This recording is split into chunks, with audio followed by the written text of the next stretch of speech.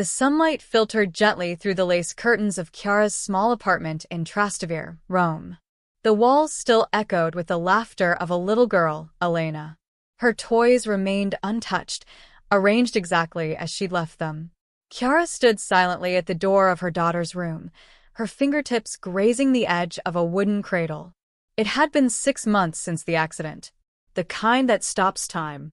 Chiara had tried everything, cleaning, cooking, even returning to her job at the bookstore near Piazza Navona. But nothing dulled the silence that filled her home. Every corner whispered her daughter's name. And the world? The world had moved on. Today was a family gathering. A dinner at her mother-in-law's villa in Gianicolo Hill. Chiara didn't want to go, but she had made a promise to her husband, Matteo. "Just one evening," he said. "You don't have to stay long." Chiara nodded, but inside, her chest was heavy. She wasn't ready to face laughter, wine, and small talk. Not yet. As she slipped into a black dress and pulled her hair back into a simple bun, she glanced once more at Elena's picture. A photo of bright eyes, missing teeth, and a joy so pure it almost felt unreal now. She whispered, "I'm doing this for you." Outside, the city pulsed with life. The Spanish steps crowded with tourists. Street musicians played violins near the fountains. But in Chiara's heart, everything remained still. As the taxi climbed the winding roads toward the villa, she gripped her hands tightly in her lap. She had no idea what awaited her that evening. All she knew was that the world she once trusted had turned unfamiliar, and she was about to step into it again. The villa stood tall against the Roman skyline, bathed in golden sunset light. Its iron gates creaked open as the taxi stopped, and Matteo helped Chiara step out. Laughter echoed from the terrace, the clinking of wine glasses mixing with the hum of cicadas. Inside, warm lights flickered on chandeliers. The scent of roasted lamb and herbs filled the air. Family members greeted them with kisses on both cheeks, and Chiara managed a fragile smile. Everything looked the same, but to her, nothing felt right. Giulia arrived late, as always. Matteo's younger sister had a presence that demanded attention: bold lipstick, high heels, and a voice a little too loud. She swept into the room with flair, tossing her coat onto a chair. "Oh, Chiara," she said with an exaggerated smile. "You're looking almost like your old self again." Chiara nodded politely. She could feel Giulia's eyes on her like a spotlight, waiting for something. Dinner was served under a pergola lit by fairy lights. Chiara sat quietly, her fork moving food around more than eating. The family talked of holidays, promotions, and the latest gossip. Matteo squeezed her hand under the table. She forced a smile. Then came the moment. Giulia sipped her wine and leaned back. "You know," she said, "now that little Elena is gone, maybe Chiara finally has time to breathe.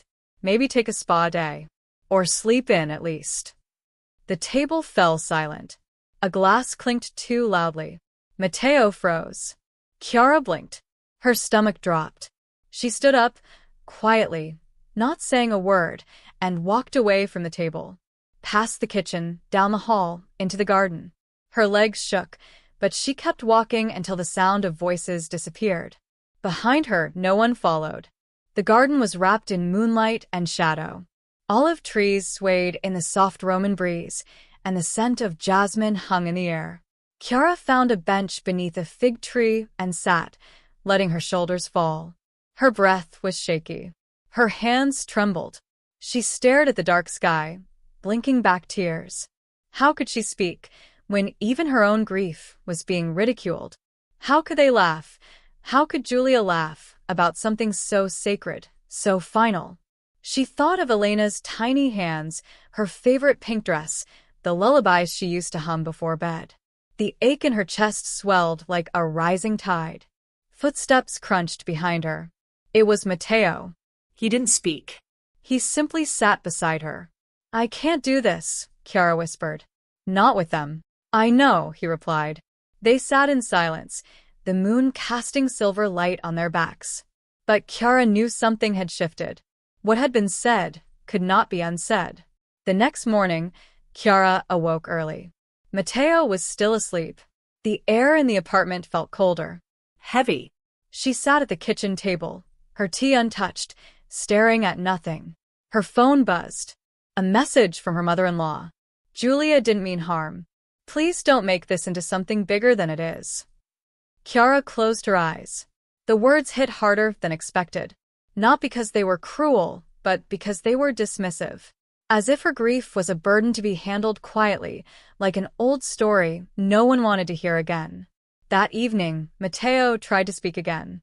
She was just being careless. You know Julia. I do, Chiara said sharply. I know exactly who she is. Chiara returned to work the next day. The smell of old pages was comforting. Customers greeted her with soft smiles, as if they too remembered. She buried herself in alphabetizing the classics, but her thoughts strayed. A young mother entered the shop, holding her toddler. The child giggled and clutched a picture book. Chiara froze. The sound of that giggle was like a ghost. She excused herself to the back room and let out a breath she hadn't realized she was holding. She wept silently, alone among the stacks. Matteo tried. He brought home flowers, cooked dinner, held her hand when she cried. But Chiara could see it. He wanted her to move on, to smile again, to be the woman he married. He didn't understand that she was no longer that woman. One evening, he said, maybe talking to someone would help. You mean a therapist? She asked. He nodded.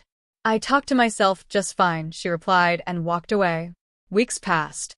Then came another message from Julia. An invitation. A family brunch. Casual. No pressure. Chiara stared at it. She deleted it. An hour later, a second message arrived. This time from Matteo's cousin. Hope you come. Julia's sorry. She wants to apologize in person. Chiara didn't respond. But the thought festered. Would she really say sorry? She went, not to forgive, but to confront. The brunch was loud. Julia looked surprised to see her, then smug. Over espresso, Chiara said calmly, You made a joke about my daughter. Say what you meant to say. Julia raised a brow. It was just a joke. You're taking it too personally. Chiara's voice was ice. My grief isn't your entertainment. Julia scoffed. You're still stuck in the past. Maybe it's time to grow up. Chiara stood. And maybe it's time you learned when to shut up. The table went silent. She left. Back home, Chiara opened Elena's room. She didn't cry. She sat on the floor and began packing Elena's favorite toys into a wooden chest. Not to forget, but to preserve. For the first time, she wasn't angry. Not at Elena's death. Not even at Julia. She was just done waiting for others to understand. Months later, Chiara stood before a small group of women at a grief support circle near the Tiber River. She told her story. Not for sympathy, but for truth. I was told to let go, but I've learned to hold on differently. My daughter's gone, but I am still her mother. And that will never be a joke. The room was quiet. Then, one by one, others nodded. And Chiara smiled. Not the old smile. A new one. One that belonged to the woman she had become.